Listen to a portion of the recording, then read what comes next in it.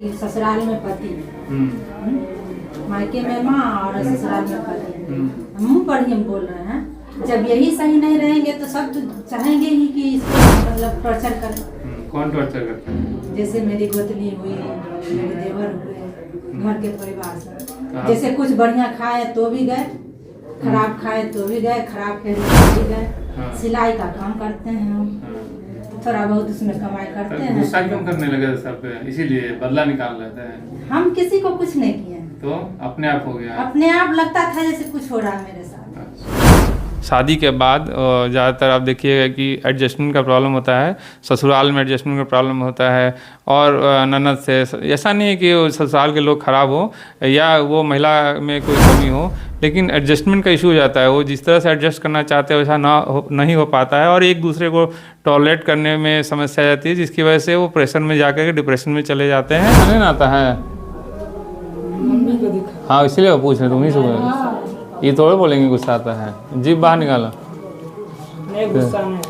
ऐसे किए हाथ दोनों, वाह एकदम ठीक है ना। दवा घटा देते हैं फिर इसका। जितना ज़्यादा कम्युनिकेशन होगा उतना अच्छा रहेगा। लोग एक दूसरे से बात करें, एक दूसरे को समझें।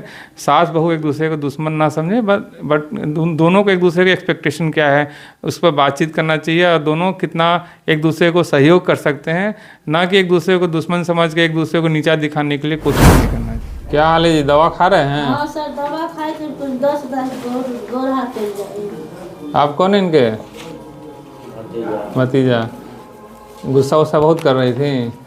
गुस्सा वुस्सा बहुत कर रही थी? गुस्सा बहुत कर रहा है। ये आप आए थे 18 तारीख को ना, उसके बाद नहीं आए थे क्या? अच्छा 40 दिन का दवा लिखा लिए थे। गुस्सा शांत हुआ है? हाँ सर, शांत हो गया। वाह, ऐसे कि हाँ दोनों। नींद कैसा आता है? बढ़िया। जीभ बाहर निकालिए, हाथ ऊपर रखिए, ऊपर हवा में। हाँ हाँ, जरूरत से ज़्यादा नींद नहीं आता है ना।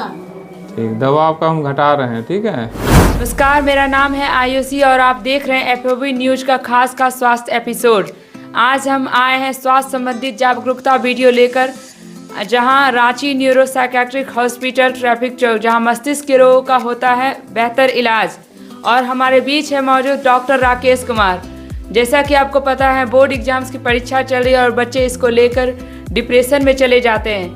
आइए इनसे जानते। नमस्ते, मेरा नाम डॉक्टर राकेश है। मैं यहाँ बेगूसराय में साइकेट्रिस्ट हूँ। जैसे इन्होंने बहुत अच्छा क्वेश्चन पूछा कि आजकल एग्ज़ाम चल रहा है 10th का, 12th का, उसके अलावा नीट का, IIT का एग्ज़ाम चल रहा है। उससे पहले बच्चे कभी और प्रेशर में आ जाते हैं, इतने ज़्यादा प्रेशर में आ जाते हैं कि आप जान के हैरत में पड़ जाएंगे। बच्चे एग्ज़ाम छोड़ देते हैं, जबकि अगर वो एग्ज़ाम दें तो शायद पास हो जाएं, शायद क्या पास ही हो जाएं, कई बार वो अच्छे मार्क्स से पास हो जाए। उसके बावजूद भी पैनिक में आके एग्ज़ाम छोड़ देते हैं। कई बार थोड़ा नंबर कम आ जाने की वजह से इतने डिप्रेस हो जाते हैं कि सुसाइड तक कर लेते हैं। उनको लगता है मेरा फला दोस्त 90% ले आया और मेरा 80% आया, लोग क्या सोचेंगे, वो क्या हंसेगा, उस घर वाले डांटेंगे। ये सब पीयर प्रेशर में आकर के कई बार वो लोग डिप्रेशन में चले जाते हैं और एक्सट्रीम हो जाने पे सुसाइडल टेंडेंसी आ जाती है और कई एक्सट्रीम स्टेप ले लेते हैं और सुसाइड का जैसा चीज़ें कर लेते हैं, जो कि ऐसा नहीं करना चाहिए।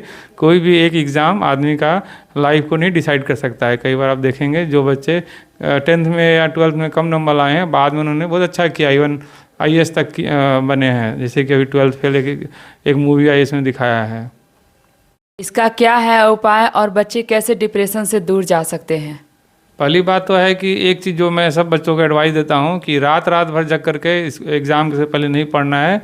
आपने जितनी साल भर पढ़ाई की उस पर विश्वास रखें और रात में मैक्सिमम 12 बजे तक सो जाएं और अगले दिन अगर सुबह में जितना जल्दी हो सकता है आप 4 ही बजे उठ जाएं, 4 बजे उठ के ही पढ़ाई करें तो अर्ली मॉर्निंग में पढ़ाई ज़्यादा अच्छा होता है। इसलिए लेट नाइट पढ़ाई तो थोड़ा अवॉइड करें। अगर आप बहुत स्ट्रेस में हैं तो अर्ली मॉर्निंग पढ़ाई करें, थोड़ा सा म्यूज़िक सुन लें, थोड़ा टहल लें, थोड़ा अपने दोस्तों से, घर वालों से बात कर लें। इससे आपको थोड़ा इंकरेजमेंट, थोड़ा रिलैक्सेशन मिलता है, जिससे कि आप पैनिक में नहीं जाते हैं। मेन दिक्कत होता है एग्ज़ाम हॉल में पैनिक में जाने से मार्क्स कम हो जाते हैं, लोग भूल जाते हैं कि वो जो पढ़ के भी आए हैं वो दिमाग से निकल जाता है। वो बहुत सारे मरीज़ या बच्चे आके कंप्लेन करते हैं कि सर पढ़े तो सब कुछ थे, एग्ज़ाम हॉल में गए तो कुछ भी याद ही नहीं आ रहा था। तो ये बहुत कॉमन है। इसके लिए रिलैक्सेशन भी ज़रूरी है। पूरे टाइम अगर आप प्रेशर में रहेंगे एग्ज़ाम के समय, रिलैक्स दिमाग को नहीं करेंगे तो वहाँ एग्ज़ाम हॉल में वो ब्लैकआउट होना ही होना है। सर, हम देख रहे हैं कि महिला पेशेंट आपके यहाँ बड़ी तादाद में बढ़ रही है और वो डिप्रेशन को लेकर परेशान है और वो घर गृहस्थी की समस्या से परेशान है। इसका क्या है उपाय? यहाँ जो महिलाएं पेशेंट आती हैं, खासकर शादी के बाद ज़्यादातर आप देखिएगा कि एडजस्टमेंट का प्रॉब्लम होता है, ससुराल में एडजस्टमेंट का प्रॉब्लम होता है। और ननद से, ऐसा नहीं है कि वो ससुराल के लोग ख़राब हो या वो महिला में कोई कमी हो, लेकिन एडजस्टमेंट का इशू हो जाता है। वो जिस तरह से एडजस्ट करना चाहते हैं वैसा नहीं हो पाता है और एक दूसरे को टॉलरेट करने में समस्या आ जाती है, जिसकी वजह से वो प्रेशर में जाकर के डिप्रेशन में चले जाते हैं और कई बार उनको व्यवहारिक समस्याएं आ जाती हैं, नींद कम हो जाती है, चिड़चिड़ा हो जाते हैं, गुस्सा बहुत करते हैं। ये सब समस्याएं खासकर महिलाओं में आती हैं। इसका उपाय जो है कि पहली बात है कि जितना ज़्यादा कम्युनिकेशन होगा उतना अच्छा रहेगा। लोग एक दूसरे से बात करें, एक दूसरे को समझें। सास बहू एक दूसरे को दुश्मन ना समझें, बट दोनों को एक दूसरे की एक्सपेक्टेशन क्या है उस पर बातचीत करना चाहिए और दोनों कितना एक दूसरे को सहयोग कर सकते हैं, ना कि एक दूसरे को दुश्मन समझ के एक दूसरे को नीचा दिखाने के लिए कोशिश नहीं करना चाहिए। ये समस्याएं कितने दिनों तक रह सकती है?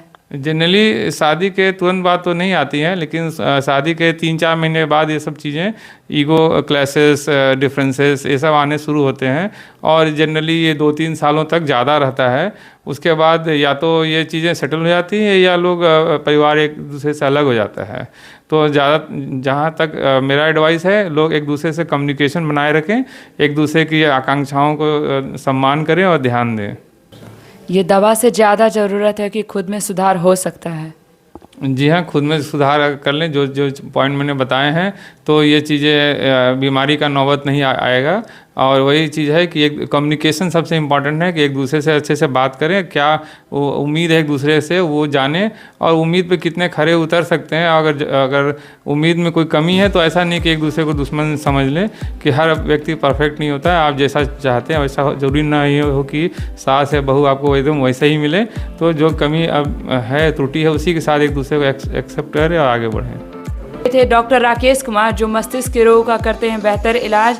ऐसे ही मेडिकल वीडियो देखने के लिए हमारे चैनल से जुड़े रहे, जिसका नाम है FOB न्यूज।